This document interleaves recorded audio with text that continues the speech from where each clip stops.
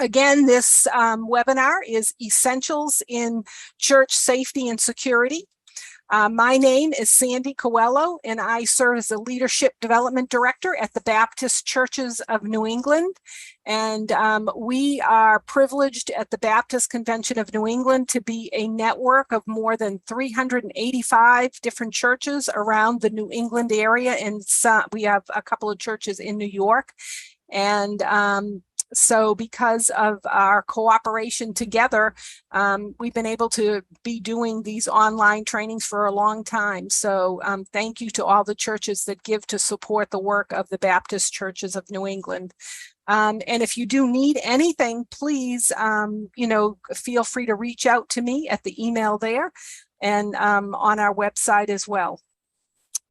I'm excited for our special guest. He's going to put on his video, and his name is Dr. Dan Fitzsimons, and he's the founder of New England Faith-Based Security Alliance. And I told everybody the last time Dan was with us that I just loved the tagline, "Keeping Peace in God's House." So so glad, Dan, that you can be with us tonight. How are you tonight, sir? Super good. Thank you Awesome. so much, Sandy. This is really a good thing to be back again. Yeah.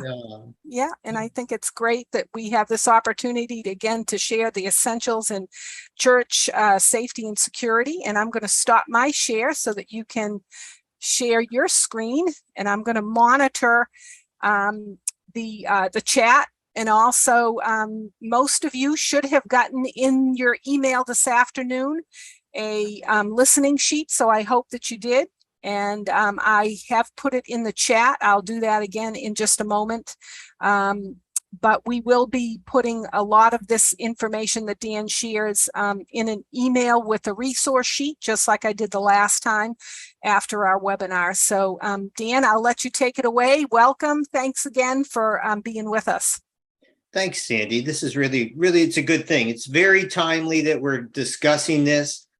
We're moving into faith-based holidays and high seasons, you might say, which can become challenging. And there's many things that are literally disrupting the peace and quiet of congregations around New England in the United States. And so it's a good thing that we're talking about this. Our last conversations were really about, do we want to even do this? Is this too much? I got some excellent feedback. I listened to Sandy, and I went and visited some more local parishes, most local congregations, primarily small ones. And so I'm going to do my best tonight to fit what I believe is a better fit for the Baptist Churches of New England, who are on the smaller side than large complex churches that have really lots of resources, or more resources, put it that way, but the exact same kind of problems. Here's what we're going to work on: writing safety, security procedures and policies. But the word policy, Sandy was very, very accurate about saying that it really needs to become guidelines, because if we tighten it up too much, then they become almost like internal laws, which we want to kind of steer away from. But everybody's used to hearing the words policies, so that's what we're really talking about. The basics of evacuation planning, which is really job one for anyone that's involved in the safety security side. This is really the first thing that has to be dealt with. Emergency medical response planning is number two. You're far more likely to see a medical problem than you are a large-scale violent problem. Disruptive people, absolutely. This seems to be almost a weekly event now all over the place. The critical incident management, that's where we get into some more complex problems. Dealing with lethal and non-lethal attacks, we have to bring out this is the elephant in the room type thing. Equipping your team at a very basic level, and then learning how to do this job, which is not an easy job to do. So let's start at the top. Procedures. I prefer that people use a template, and I've put down a relatively it's a very comprehensive template. It's from a church in Missouri. One of the issues with the templates is very simple. Their organizations consider them to be proprietary information, and so they don't necessarily readily share these things because they are kind of unique. Insurance companies offer templates sometimes. It just depends on the company. But this particular one, it's very comprehensive. You can just scratch out parts that don't apply, but it gives you a track to run on when you're starting this process. You just simply go to that link. They're offering it up, so it's easy to get. It's a PDF, easy to download. Boom, done. Which leads to the next part is we're building these procedures.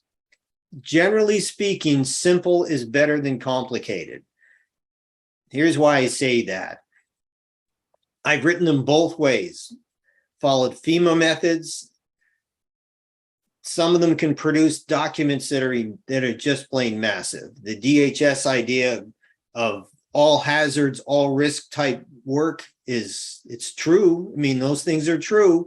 We do have to make plans for tornadoes. We have to make plans for earthquakes. We have to make plans for kidnappings, all kinds of things, right? But they can end up with a massive document. Just getting started, you're a 50-person congregation. You might have one person who's a head usher or a greeter that's willing to help out, like in this capacity. You don't need to go crazy. Simple, better than complicated. How simple? There needs to be enough detail that someone could actually look at this and say, okay, this is worth actually having written it down. If it's too simple, such as, okay, everybody get out of the building and go out the front door, that might be a little bit too much. If there's a problem at the front door, you still got to get people out of the building. That it needs to be a little more sophisticated than that. The very beginning of this is evacuation planning, which is really we're going to talk about that in more detail in just a second. The plan has to be approved by church elders or the congregation or however the leadership operates. I confirmed this last week by working with Brotherhood Mutual Insurance Company, their legal side, trying to sort this out. And yes, they really do want to see that whatever kind of plans are put together, they've been approved by the leadership. They're not just one person's opinion, because it's going to be your insurance company's lawyers that are going to defend whatever it is that went well or went wrong. And they need to have it signed by somebody. As you can see on this slide, after there's a really bad event happens, someone really I don't even call it a bad event. Say it's a slip and fall, very common thing. Didn't put enough ice melt down, somebody fell and got hurt. The attorneys are going to want to see the written plan that talked about safety. Who's taking care of this? Do we have is it the church so small that there's really no one in charge of anything? It's like a cooperative effort, or is there, okay, it's the head usher's job to keep that clear, right? Take it one step up. What if it's not a slip and fall, but rather a disruptive person that has to be ejected from the building and then issued a no trespass order? The process of doing that needs to be explicit. And so it's not just made up. Again, no, you don't have to get too complicated with it, but there needs to be someone that is that person. Writing this down, if you use a common software product like Word or something like that, right? That's a good thing. Save it to a PDF file. If some of the folks know exactly what I'm talking about, that way it can be transmitted around. You can tell folks they can't modify it, that whoever the author modifies it, but that way it's shared amongst other folks in a relatively easy fashion. The basics of evacuation planning start really with a map. Now that might sound overly simple, but it's really not. To make that map, you need to walk the building. You don't need to just walk the building, you need to walk everything. So security is predicated on concentric rings. These rings are start on the perimeter of the building of the church's property. And then there's a middle space, which is really the parking lot and sidewalks and things like that. And then there's the church itself, the most inner part that has to be protected. That has to be written out in a map format that others could look at and say, oh, okay, I get this, because you might actually give that map to the fire department so that they know how you marked your doors. Now, larger churches, not everybody's a tiny church, but you're going to see this in schools just about everywhere. There is a door and window marking system, however you choose to do it, whether it's starts at the main doors and it goes clockwise around A, B, C, D, 1, 2, 3, 4, whatever you choose to do, that marking system is very important. If there's a problem inside the building and we can't get everybody out of the building, we need to know where those doors are and what they're named as, because that's how folks are going to respond to it. They're going to be sent to that specific door. So as you build this building map, right, it includes everything, all entrances, doorways, windows that are large enough so someone can climb out of it. If it's a 2-story structure, we need to know about staircases, how big they are, who's on the other end of that staircase. Are they going to need help getting out of there? If most of the churches we're talking about are smaller, but not all of them, some have elevators or they need lift systems. If they have lift systems, those need to be noted too. Special needs.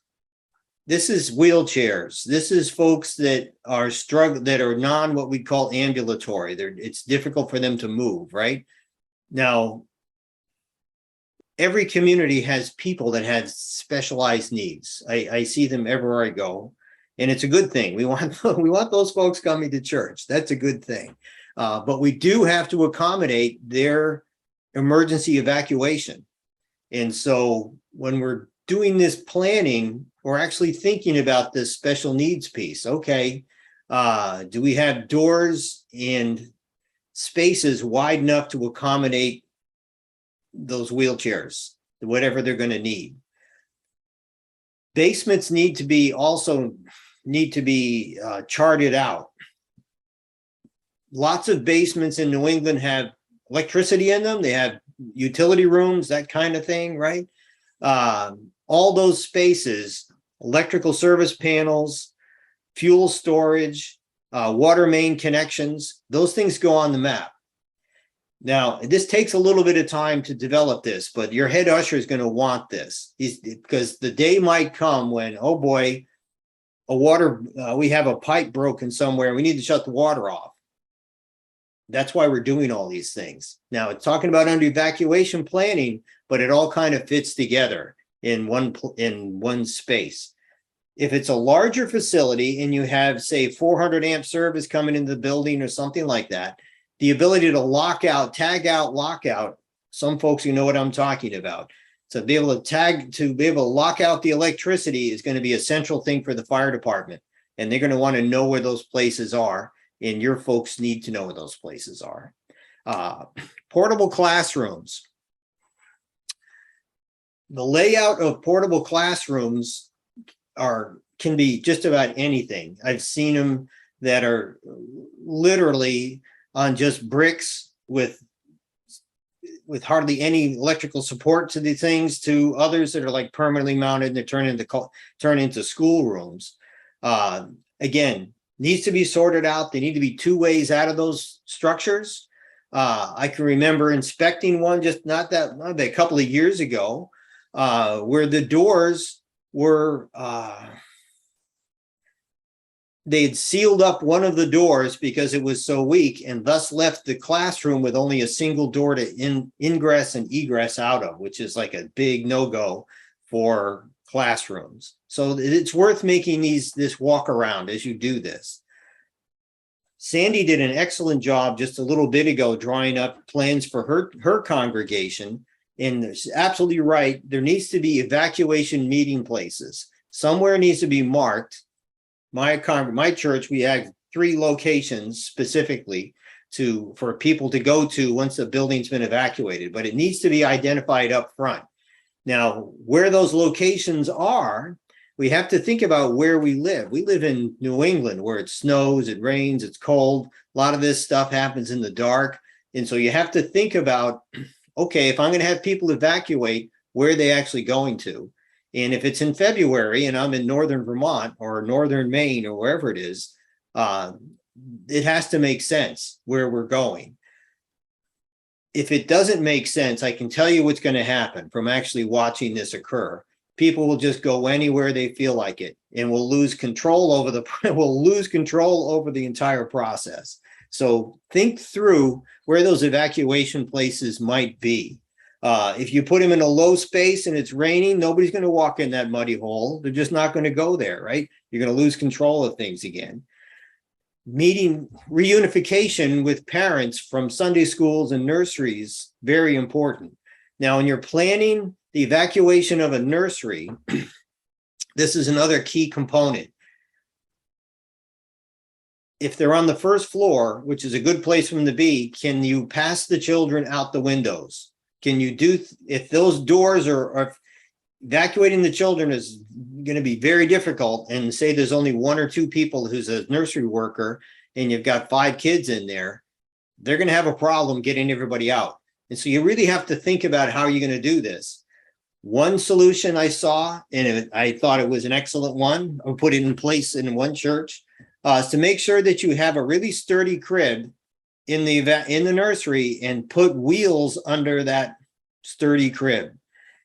Why? Because you could toss might be a strong word, but you could put all the kids in that thing and roll the whole thing right out the door, hanging on to everybody. Makes it much, much easier in the evacuation of a nursery, because you are going to evacuate the entire building. The last piece to this to be looked at for evacuation planning is, where do the emergency vehicles go? Now, if your parking lot is relatively small and it's full of cars, they're going to have a hard time getting at the structure, and they're going to need to get to the structure. You have to think about leaving enough space for these folks to come and go.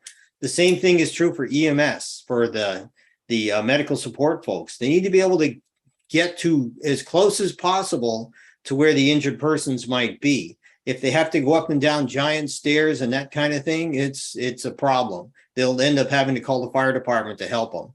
So you need to think about some of these processes. So what I'm really sharing with you is, these are the kind of mental exercises that need to go on while you're looking at your campus and saying, okay, if this really happened, what are we going to really do?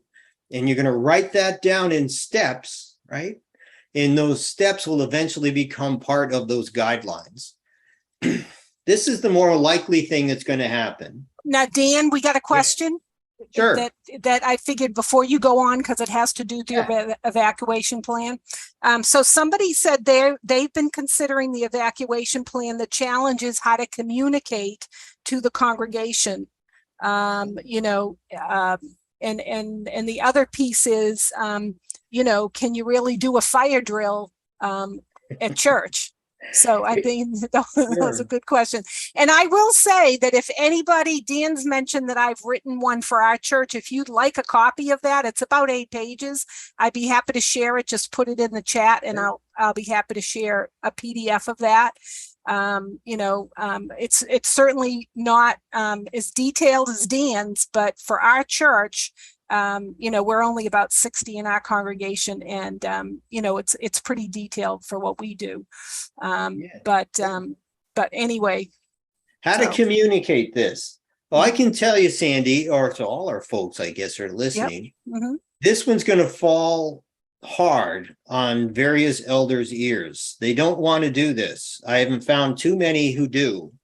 They'll want to talk about it a little bit, but not want to do a general exercise, even though all these guidebooks tell you to do that.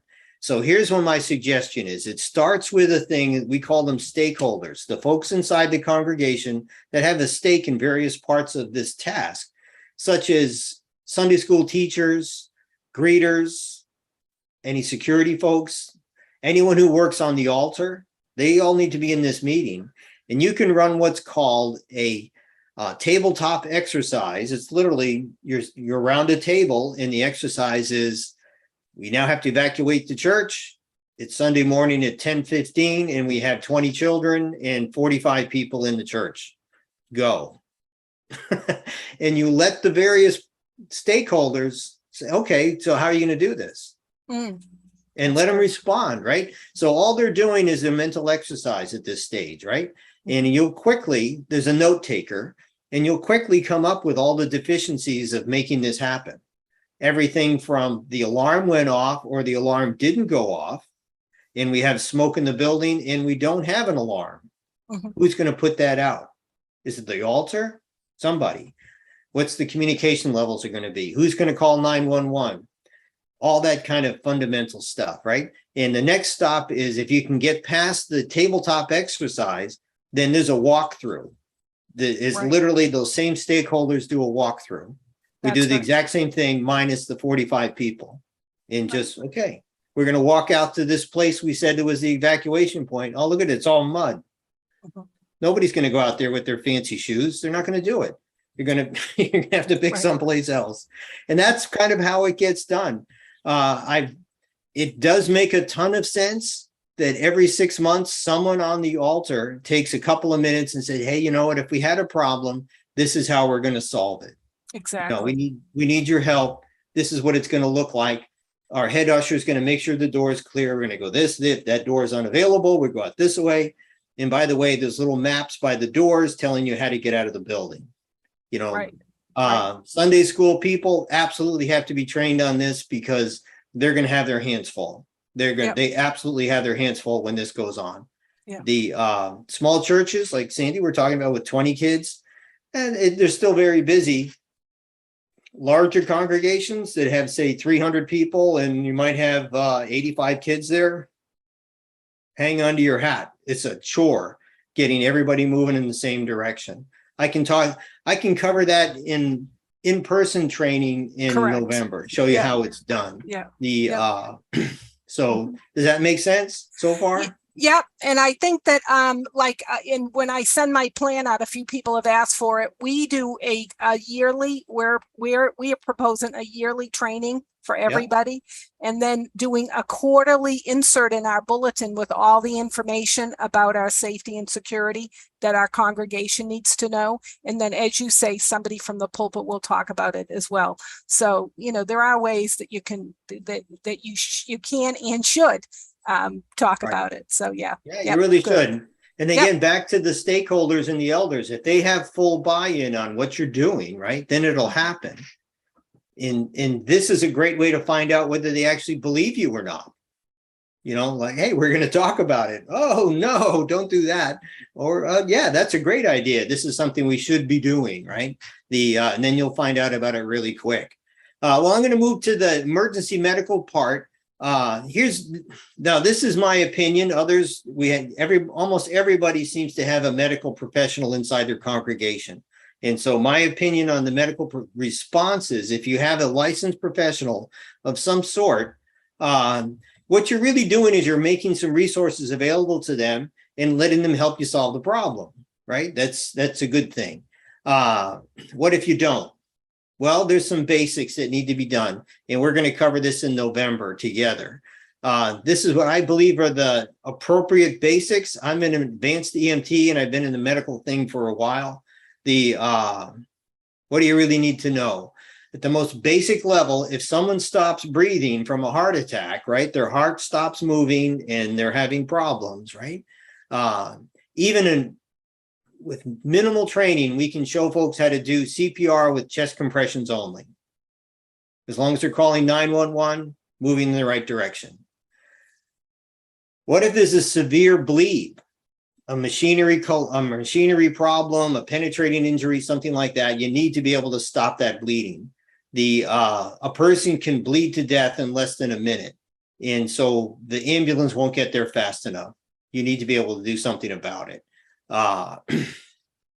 And if you look at what I've put in on these slides, I have trauma kits versus first aid kits. This is a real thing. First aid kits, you go to Walmart, you can buy a first aid kit for, I don't know, 20 bucks or 25 bucks. It has Band-Aids in it and all kinds of nice things. That's a good thing. You need one of those, actually a couple of them, especially if you have children around, right? Those are needed. Trauma kits are different. Trauma kits have things in there that are true life-saving equipment, and they're not that expensive. You need to be able to stop someone's bleeding. You need to be able to put a pocket mask on somebody and blow air down their lungs, right?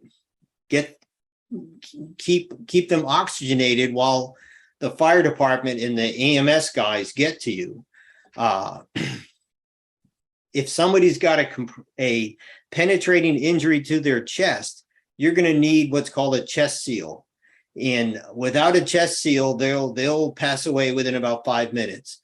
And so there's some really fundamental things that are not expensive, easy to train on. We can train on these things, like I said, in a little bit, show you how they go. But I believe there should be both. The first aid kit should be separate from the trauma bag, and the trauma bags are pretty small. They're easy to buy. There's lots of providers of these things. So anyway, they're two different things. One is first aid, boo-boos, I don't know what you would call them, boo-boos, I guess. And the other is somebody's going to die if we don't have the right equipment. Now, the other thing that's super important, most counties are in support of this, is an AED in the church, automatic electronic defibrillator. They're about $800. They're not cheap, but sometimes counties buy them with Homeland Security grant money, and you might be able to get one through that. If somebody has a true cardiac problem in church, we need an AED and we need some drugs to keep them going, right? Those are the two things. If you can't get those things, well, then we're just pushing on their chest until fire department gets there. Now, the most recent thing we're seeing all around New England and the United States is drug overdoses. Now, these are seeming to happen sometimes midweek and in odd times. Say you have a AA meeting that's in your congregation in your basement or whatever every Tuesday night or something. Some of these folks are active users, and these active users are being poisoned by fentanyl unbeknown to themselves, and they stop breathing. Again, each part of New England's a little different, but the whole region is being inundated with this stuff. It's a good idea to have Narcan or something available. The law enforcement can provide it or the county can provide it, but know how to use it. We talked a little bit before about special needs patients and people that have mobility problems. You need to plan for this. If your congregation has staircases where somebody could end up who's got mobility challenges, you might need to think about something called a stair chair. A stair chair is a mechanical device. It's not that complicated or big, but you keep it available that if the person is at the top of the stairs and they can't get back down it, you can put them in the stair chair and a couple of people can easily bring them down in the event of an evacuation of the building. And as you can see, one of the final things here, folks, on medical, this is my own opinion on this, but I believe it's accurate. I've responded to literally hundreds and hundreds of emergency calls. You don't really want a man responding to a female call as just a man. I mean, behind closed doors and all that stuff, it gets done all the time. We have to as professionals, right? But in a church environment, it's far better to have a female available that can respond to these things. So in other words, if your medical responder happens to be a male, right, and he's responding to an older woman that's having challenges, you want another female with him when he's doing this, right? It's just common courtesy. And the same thing is true when you have someone who's struggling, put it that way, in service. and they might do things such as soil themselves or whatever it might be. These are common things for folks that have epilepsy and other kinds of problems. You want to be sensitive to all that, and thus have possibly a blanket available in the church that you could cover someone with, just in case something nasty happens, for lack of a better description of it. We also need to, as you're doing those evacuation planning, is where you're going to meet the ambulance. So you make a phone call, ring, ring, hey, I need some help over here. Got it. Fire trucks show up before the ambulance most of the time, right? They take up a lot of space. If your cars are in the way, they take up a lot of space. The ambulance needs to get as close as possible. And so it's really good idea for that head usher, that security group, to be able to know exactly where the ambulance is going to come. It's going to come in the side door, it's going to come in the front door, wherever it might be, but it has to be an easy access point. Any questions on the medical side of things? I know I went very fast. No? Nope. Okay. Nope. All right. Disruptive people. This seems to be a real challenge right now. It happens a lot.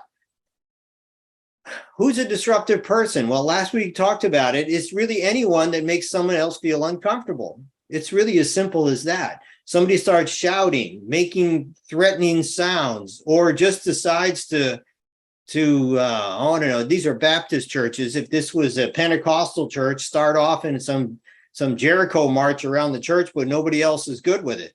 They're just doing their thing, right? If it makes folks uncomfortable, it makes them uncomfortable. You might be, as that safety security person, have to interject yourself into this. So to do that, there's definite techniques to this. We call it de-escalation of the event. So the first thing you need to be able to, if you're that person responding, you need to have a command presence, more or less. If you show up slouched over and apologetic and all, that's not going to get her done. You need to be able to stand erect, square shoulders, talk to the person. You're going to smile. You're going to make eye contact with them, but you're not going to bore into their eyes, like Superman. That's not how this works. You need to speak very clearly, distinctly to whoever this person might be, whether they're agitated or they're looking for, some kind of a Holy Spirit movement that nobody else is good with, call it that way. You need to be able to be clear about this. What you don't want to do is get into a shouting match with somebody. I just watched one of these the other day, and it really did escalate. If it's the person is shouting and you shout back at them, all they can do is shout louder and louder, to the point where they're just screaming, absolutely screaming. And that is the last thing you want to have happening. And so that little bit of voice contact, you want to throttle your own response, right?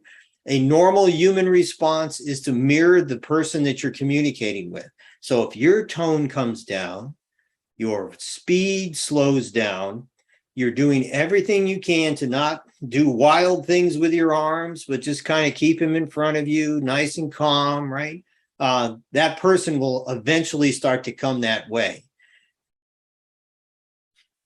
Once you've got this, made initial contact, you want to find out their name.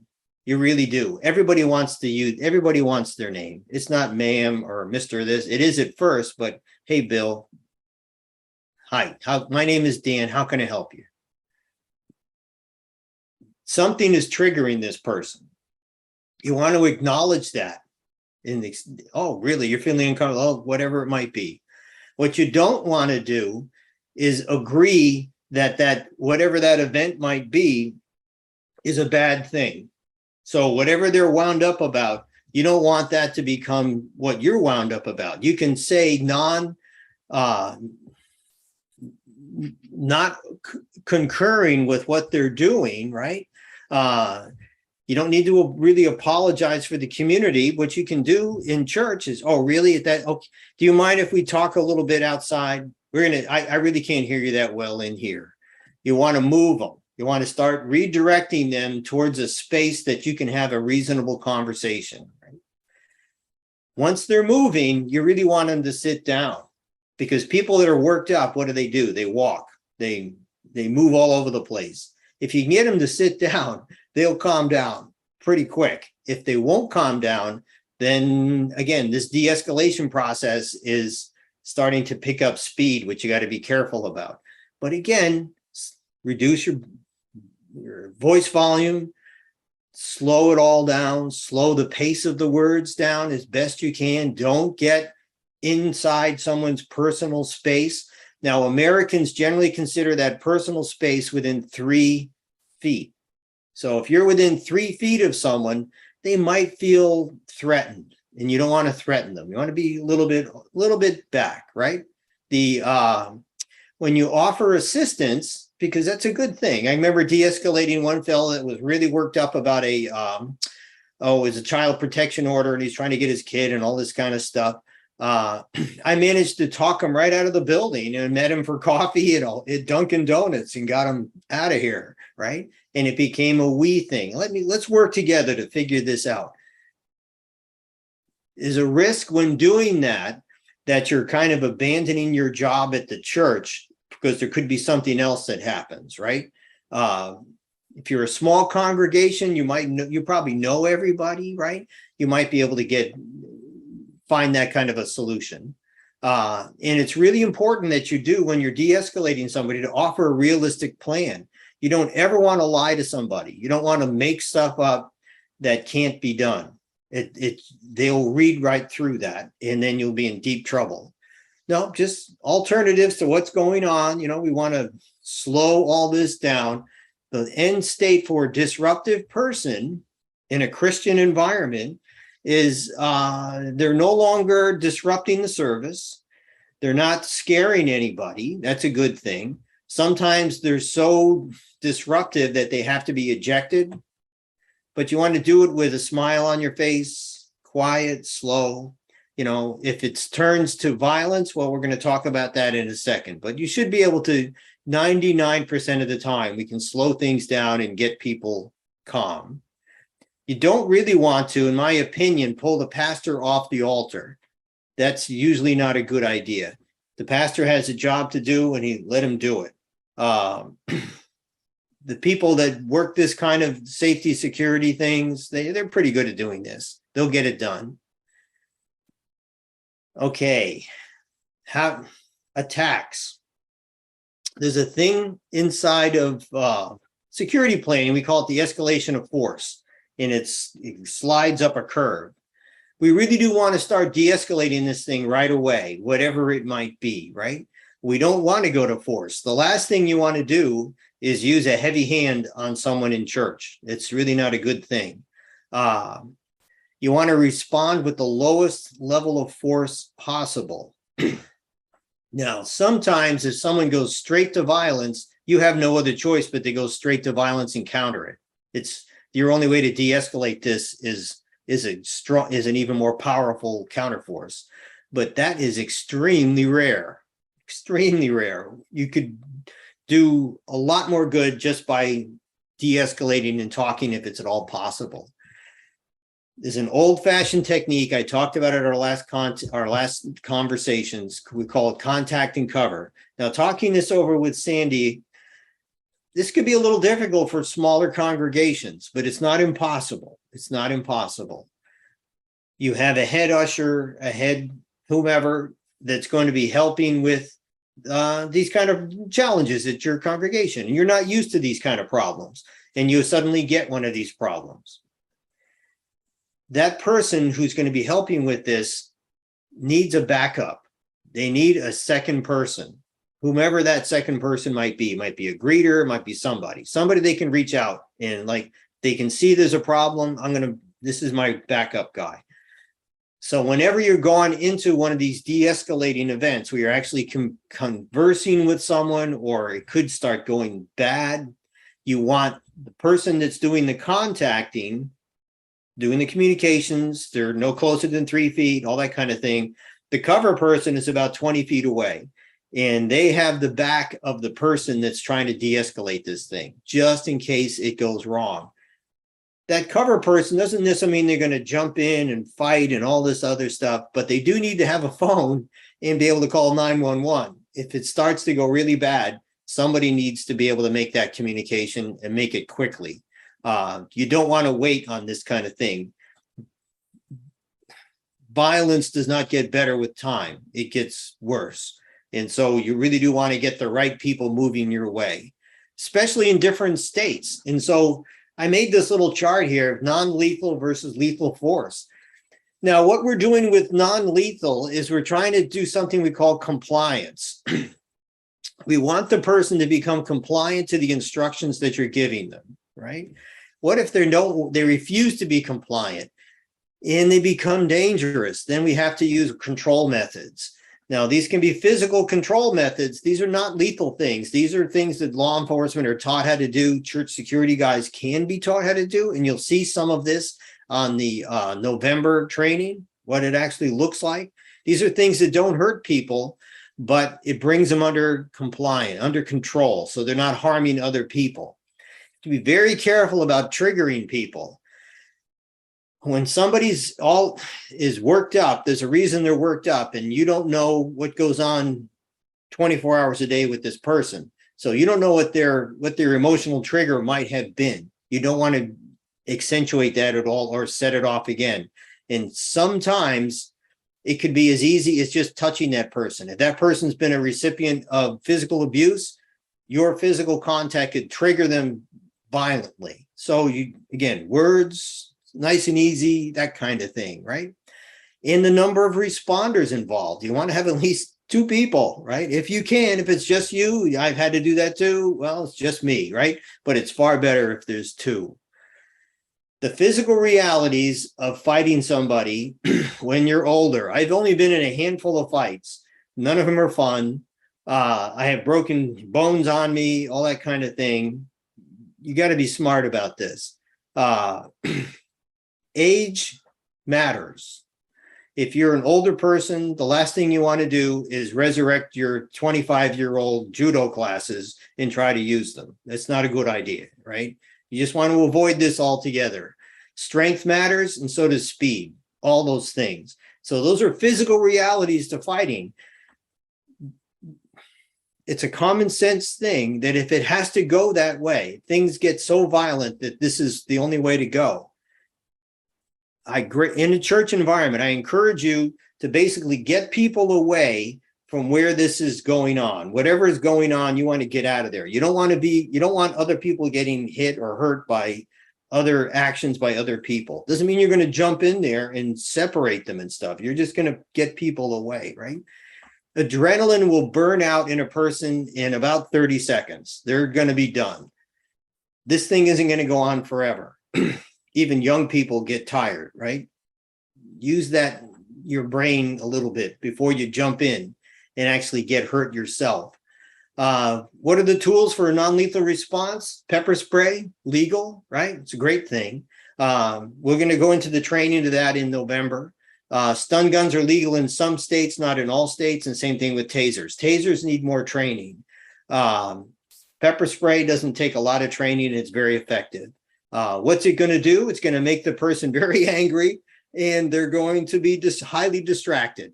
And that's what you want, because by the time you sprayed somebody, the police had better be pulling up to the front door. Somebody already made that 911 call. But those are all things that don't kill people, that don't put them in the hospital, all that kind of stuff. It's just you're bringing them under control when they're completely out of control. Lethal. Different states. We have 6 states in New England, and they all have laws about physical threats against another person. The rules are very, very simple. If imminent grave bodily injury or death, imminent, you have the right to defend yourself and other people. Imminent. It has to be imminent, meaning this is not something you can have de-escalated. This is how it's going to end up. You see what you see, you observe it.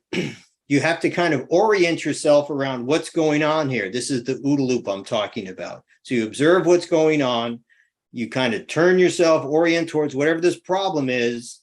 You make a decision what you're going to do, and then you act. It's the faster you go through that process of observe, orient, decide, and act is going to save lives. That's a good thing. Speed really matters in the world of lethal matters, right? Sandy had a group come out to her church and they talked about, well, you don't have anybody with guns around. What are we going to do? Well, we have other things.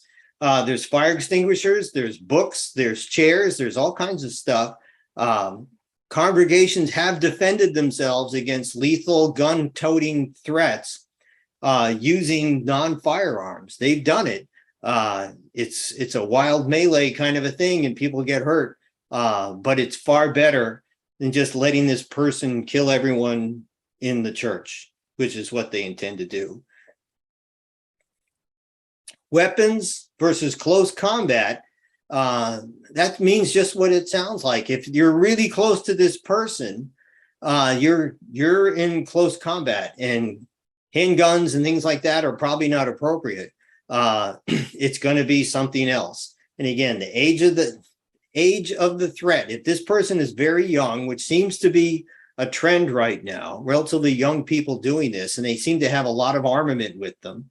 I don't want to spend too much time on this. Just be aware, this is a trend that's going on in the country. Did I beat this up too much? No, I'm no. move on to the next thing. No, well, you got a couple of questions. You got some good questions here. Yeah. So the first thing is about, the disruptive folks. Yeah. And I love the idea of getting a backup person. And I think that's very wise to do that. So when would you call the police? Because it seems to me, that, just maybe calling the police, even though maybe it won't escalate to too much, it's just kind of maybe good to have them on the way just in case. Absolutely. Can it hurt? This is one of those just depends things. Yep. Generally speaking, only half of the difficult events that happen inside churches ever reach 911. Okay. That's by FBI numbers. Yep. They try to contain them within the group. If it can be contained, de-escalated right there, yep, then you don't want your name on the blotter, the police blotter, right? Mm-hmm. But if it's not, if you're not sure, absolutely go 911, get them rolling towards you. Right. Say I'm a small town in, northern New Hampshire, right? It could take a while before anybody gets there. Right. I know where I'm in Maine, my county, we share with the state police. They could be 20, 30 minutes away before they show up. Yeah, and so you have to be prepared to deal with this. So making that call, getting them rolling is a good thing. If you're in downtown Boston, they'll be in your front door in 2 minutes. Right. Which is good. Yeah. But they're also experts at de-escalating things. Mm-hmm. That's what they do all day long, right? So that's a good thing. But yes, absolutely get a hold of 911. Yeah. Now, if you're talking to 911, this is a specific thing. So 911 is called a public safety answering point. There's different systems in all 6 states of New England, right? But here's what they need to know. Where you are, what you're doing, or what you're actually seeing, right? Where are you? Well, I'm at this address. Well, if you don't know the address of your church, that's a problem. Right. You need to know the address of the church, the street address. Mine is 560 Park Avenue, Auburn, Maine. We got it. You might think, oh yeah, everybody knows where, Livermore Central Church might be or whatever, but they don't, because that public service answering point might be 80 miles away. Right. So know the address of where you're going to call them to, right? And specifically what you need. What am I looking for? You need law enforcement, you need fire department. You're most likely going to get the fire department first. Mm-hmm. They'll roll, especially in the rural areas, they'll roll immediately. Right. But what's it mean to roll a fire department immediately? As you guys folks know, some of you guys are volunteer firefighters. It means you're going to see them in about 10 minutes. Mm-hmm. Right. And so you've got a problem to manage compliance versus control for possibly 10 minutes, right? And that's why you want to de-escalate this thing as much as possible before the folks who are actually going to trigger them, which is law enforcement. Mhm. When law enforcement shows up, they pretty much trigger everybody, right? Yep. Because nobody wants to get arrested. Yep. And that's what's going to happen. But you got to let that process kind of turn. What other Yep. questions have you got, Sandy? Any And other? and I got one other question. It says, Yeah. how would you do a contact and cover if there are multiple levels of a building? The person says, our security stays mostly with the children who are on a separate floor of the building near a shared entrance with other businesses. What a great question. Yep. The next slides talk about the equipment that security people need. Mhm. You got to have commo, communications. And those communications are radio communications. So can you use a cell phone? Absolutely. Cell phones work. Because you got the phone number, you can call them, right? But cell phones take time and you got to fool around with your phone, right? Mm. There are some systems that will act like walkie-talkies on cell phones, but I'm not a fan. I'm a bigger fan of just a radio. And so if we have a security folks that are in down with the kids and somebody else is in the sanctuary, just radio call. I'll be there in 2. So Walk over there. so you're suggesting, because it sounds to me like maybe they don't have a person that's assigned to the worship area. Maybe I'm wrong. So definitely have at least one person Right. in the worship area, just so that there is communication with somebody who's, would know how best to communicate with the other. Absolutely. Because think Yep. about this. Mhm. That exact scenario is underway. Yep. Your security guys with the kids in the Mhm. second floor, or the basement, or whatever it is, Yep. right? Mhm. And we have a fire in the sanctuary. How are we going to notify the other half of the building? Right. Yeah. You need commo, right? You need communications. Right. And however you choose to do it, right? Yep. It's essential. It's an essential thing. Right. And essential, I'll mention this real quick. Essential activities follow an acronym called PACE, PACE, primary, alternate, contingency, emergency. If you have something that requires, it's absolutely essential to happen, right? Then you need to plan for all 4 levels. You have a primary method of communications. You have a alternate method of communications. You have a contingency method of communication. My broken fingers don't work so well. And you have an emergency method, because if those other 3 don't work, you still have to make this happen. Somebody has to be able to communicate with those children what the problem is and get them out, right? Right. And that takes planning. Mhm. And that's why we use that acronym. What else have you got, Sandy? Any other good ones? And nope, that was it. That was good. That was good. Now, I answer. did So forget thank one you. thing. I was looking at my slides here briefly. I should have mentioned this. It's about to get really dark really soon for everybody on this call. We're going to go through daylight savings time and it's going to get dark. We're going to have Christmas shows. It's dark. Light conditions. You have to really think about this when you're talking about threats. You need to be able to clearly identify what that threat is. And if it's daylight limited, right? You're doing a Christmas show at 6 o'clock at night. You can't see anything. You really have to be able to know the background you're looking at and understand what you're seeing, because your eyes can deceive you in the darkness of New England. And if it's snowing and all that kind of stuff, same thing. Don't just think that everything is going to happen in bright sunshine on a nice day. It almost never does. Problems almost always happen in the rain or the snow or the cold and the dark. They usually don't happen in nice, easy to manage environments, which leads to this last little piece, equipping your team. Say your team is only 2 people. We were just talking about that, right? You have one person down with the kids and you have nobody else. Well, find nobody else, find someone else and give them a radio. So that at least they can talk to you, right? What channel? You can go to Walmart And for about 40 bucks, buy two relatively inexpensive radios that work just fine. They're not, just put them on one of the high unused channels, like channel 39 or 38 or something like that, and it'll be fine. You should have, if you're a larger organization, you don't want to use $40 radios. You want to use the good stuff, because this is one of those pace things. If this is your primary communications tool, it has to work. What's the alternate? Well, it would be change the channel and go to another channel on that same radio. So if you're on channel 1, or go to channel 2 if that's the alternate, right? What's your contingency method? Well, it might be writing a note down and handing it to somebody and having that note hand walked over to whoever it is you're communicating with. That's a contingency method, right? And an emergency method might be you running to the scene to tell them, mouth to ear, what exactly it is that you need communicated. That might become the only way to get something done, but you got to really think it through. If you look at this little picture I put on the slide, there's a flashlight there. I'm a giant fan of flashlights. No, not some folks in the that's silly.